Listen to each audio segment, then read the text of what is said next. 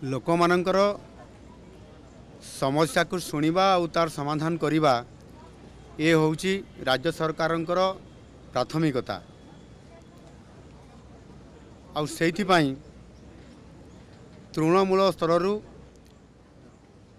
ଜିଲ୍ଲା ରାଜ୍ୟ ପର୍ଯ୍ୟନ୍ତ ଏ ଯେଉଁ ଆମର ଜନଶୁଣାଣିର ଯେଉଁ ବ୍ୟବସ୍ଥା ଅଛି, ଅଭିଯୋଗ ଶୁଣାଣିର ଯେଉଁ ବ୍ୟବସ୍ଥା ଅଛି, ତାକୁ କିଭଳି ଭାବରେ ସୁସମ୍ପର୍କ ପ୍ରତିଷ୍ଠା କରିକି ତାର ସମାଧାନ ରାସ୍ତା ବାହାର କରାଯିବ, ସେଥିପାଇଁ ଆମ ସରକାର ଆଜି ତାକୁ ଶୁଭାରମ୍ଭ କରିଛନ୍ତି, ପୁନର୍ବାର ଆଉ ଥରେ ଚାଲୁ କରିଛନ୍ତି। ବିଶେଷ କରିକି ଆପଣଙ୍କର ମୁଁ ଗୋଟେ କଥା କହିବା ପାଇଁ ଚାହୁଁଛି, ବିଗତ କିଛି ବର୍ଷ ଧରିକି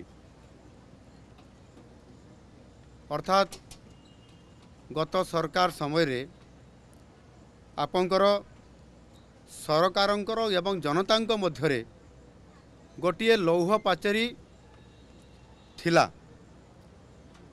ଆଉ ଯେଉଁଥିପାଇଁ କି ଜନତାଙ୍କର ସହିତ ସରକାର ସିଧାସଳଖ ଭାବରେ ଏ ସମସ୍ୟାର ସମାଧାନ କରିବା ପାଇଁ ଯେଉଁ ପାଚେରୀ ଥିଲା ସେହି କାରଣରୁ ସମ୍ଭବ ହୋଇପାରୁନଥିଲା, ଇଏ ମୋର ଅନୁମାନ ହୁଏ। ଆଜି ସେ ପ୍ରାଚୀରକୁ ଭାଙ୍ଗି ଦିଆଗଲା। ସରକାରଙ୍କ ସହିତ ସିଧାସଳଖ ଭାବରେ ଜନତାଙ୍କର ସହିତ ସମ୍ପର୍କ ପ୍ରତିଷ୍ଠା କରିବା, ତାଙ୍କର ସମସ୍ୟାକୁ ଶୁଣିବା ଆଉ ସମାଧାନର ରାସ୍ତା ବାହାର କରିବା, ଏ ସମ୍ପୂର୍ଣ୍ଣ ଭାବରେ ଆଜି ଯେଉଁ ମୁଖ୍ୟମନ୍ତ୍ରୀଙ୍କର ଅଭିଯୋଗ ପ୍ରକୋଷ୍ଠ ଏହାକୁ ପୁନର୍ବାର ଆଉ ଥରେ ଚାଲୁ କରାଗଲା।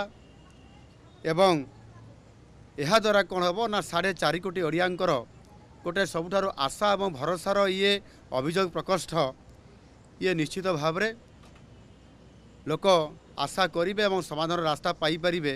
ତାହା ଆଜି ପୁନର୍ବାର ଆଉ ଥରେ ତାହାକୁ ଆଜି ତାହାର ଶୁଭାରମ୍ଭ କରାଗଲା। ଏଥିରେ ଅନେକ ଲୋକ ନ୍ୟାୟ ପାଇବାରୁ ବଞ୍ଚିତ ହେଉଛନ୍ତି। ଯଦି ସରକାର ଅଭିଯୋଗ ମାଧ୍ୟମରେ କିଛି କଥାକୁ ନ ଶୁଣିବେ, ତାହେଲେ ନିଶ୍ଚିତ ଭାବରେ ସେମାନଙ୍କର ଭବିଷ୍ୟତ ଅନ୍ଧକାରମୟ ହୋଇଯିବ।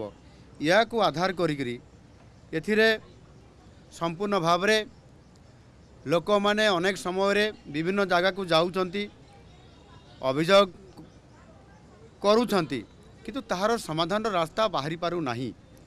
ଆଉ ସେଥିପାଇଁ ଯଦି ମୁଖ୍ୟମନ୍ତ୍ରୀଙ୍କର ଅଭିଯୋଗ ପ୍ରକୋଷ୍ଠକୁ ଆସିବା ଏବଂ ସେଠି ନିଜର ଅଭିଯୋଗ ଜଣାଇବା ଏବଂ ସେ ମାଧ୍ୟମରେ ଯଦି ବିଭିନ୍ନ ବିଭାଗର କାର୍ଯ୍ୟକ୍ରମକୁ ତ୍ୱରାନ୍ୱିତ କରାଯିବ ଏବଂ ଆଜି ଯାହା ଶୁଭାରମ୍ଭ କରାଗଲା, ଇଏ ନିଶ୍ଚିତ ଭାବରେ ସେହି ଅଧିକାରୀମାନେ ସେହି ବିଭାଗର ସମସ୍ୟାଗୁଡ଼ିକୁ ସମାଧାନ କରିବାରେ ଯଥା ସମୟରେ ସେମାନେ ସମାଧାନ କରିବାର ରାସ୍ତା ବାହାର କରିବେ। ଏବଂ ସେମାନଙ୍କୁ ମଧ୍ୟ ପ୍ରତି ବିଭାଗର ଅଧିକାରୀମାନଙ୍କୁ ମୁଁ ନିର୍ଦ୍ଦେଶ ଦେଇଛି, ଜିଲ୍ଲାପାଳମାନଙ୍କୁ ମଧ୍ୟ ମୁଁ ନିର୍ଦ୍ଦେଶ ଦେଇଛି ଯେ ସେମାନେ ପ୍ରତି ଜିଲ୍ଲାରେ ଆଜି 30ଟି ଜିଲ୍ଲାରେ 30ଟି ଆଜି ଜିଲ୍ଲା ସ୍ତରରେ ମଧ୍ୟ ଆଜି ଅଭିଯୋଗ ଇଏ ପ୍ରକୋଷ୍ଠ ଖୋଲାଯାଇକରି ଏ କାର୍ଯ୍ୟକ୍ରମ ବର୍ତ୍ତମାନ ଚାଲୁ ରହିଛି। ଏଣୁକରି ସମ୍ପୂର୍ଣ୍ଣ ଭାବରେ ଏଠି ମୁଁ ମୁଖ୍ୟମନ୍ତ୍ରୀ ହିସାବରେ ତଥା ଆମ ମନ୍ତ୍ରିମଣ୍ଡଳର ସମସ୍ତ ସଦସ୍ୟ ଆଜି ଏଠି ମୋ ପାଖରେ 2 ଜଣ ମନ୍ତ୍ରୀ ମହାଶୟ ଅଛନ୍ତି ଏବଂ ଉପମୁଖ୍ୟମନ୍ତ୍ରୀ କେବି ସିଂହଦେଓ ମଧ୍ୟ ଆସିଥିଲେ, ଆଉ 2 ଜଣ ମଧ୍ୟ ମନ୍ତ୍ରୀ ଆସିଥିଲେ।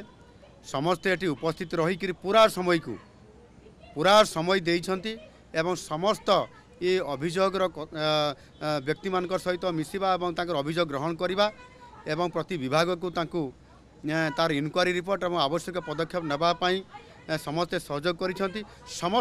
ସମସ୍ତ ମନ୍ତ୍ରିମଣ୍ଡଳର ସଦସ୍ୟମାନେ ଏହାକୁ ସହଯୋଗ କରିବାର ଏଇ ଯେଉଁ ପ୍ରକ୍ରିୟାକରଣ କରିଛନ୍ତି, ଏହା ନିଶ୍ଚିତ ଭାବରେ ଆଗାମୀ ଦିନରେ ଏ ସମାଧାନର ରାସ୍ତା ବାହାରିବ ଏବଂ ଲୋକମାନେ ତାଙ୍କର ବିଭିନ୍ନ ସମସ୍ୟା, ସେ ଯେକୌଣସି ବ୍ୟକ୍ତିଗତ ସମସ୍ୟା, ଚାକିରି ସମସ୍ୟା, ରାସ୍ତାଘାଟର ସମସ୍ୟା, ଜମିଟିଏ ପାଇବା ପାଇଁ ସମସ୍ୟା ଏବଂ ସାମାଜିକ ନ୍ୟାୟ ପାଇବାର ଯେଉଁ ବିଭିନ୍ନ ପ୍ରକାରର ଯେଉଁମାନେ ଏଠି ଆପଣଙ୍କର ଦିବ୍ୟାଙ୍ଗମାନେ ଆସୁଛନ୍ତି, ସେମାନେ ମଧ୍ୟ ଅନେକ ସମୟରେ ସରକାରୀ ସୁବିଧା ପାଇବାରୁ ବଞ୍ଚିତ ହେଉଛନ୍ତି। ସେଥିପାଇଁ ଏ ଅଭିଯୋଗ ପ୍ରକୋଷ୍ଠର ଗୁରୁତ୍ୱ ବହୁତ ଅଧିକା ଅଛି।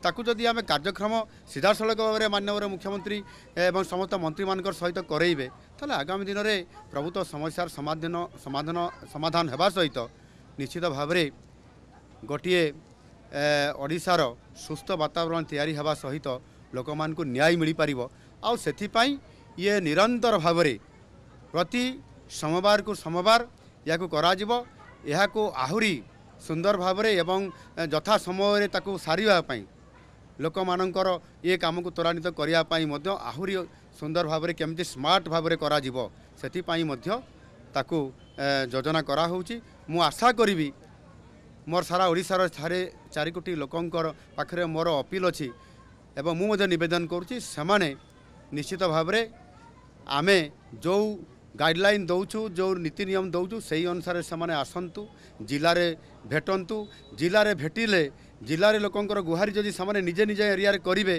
ताले भुवनेश्वर लेवल रे बा राज्य लेवल रे ताहा आपे आपे कम हो लोकंकर गुहारी शुणवाटा जिला लेवल रे बेसी आवश्यकता अच्छी ताकू करा होउची आगामी दिन में निश्चित करा एवं आज मो प्रशासन समस्त अधिकारी विशेष करके मो मंत्रिमंडल सदस्य माने उपस्थित रही मत सहयोग करने कारण आज प्राय वर्तमान सुधा 99% आमर लोक मानकर विभिन्न अभियोग पत्र आसी ताहारी उपरे विभाग को दि जाए निश्चित भाव खूब शीघ्र तार समाधान हो। धन्यवाद।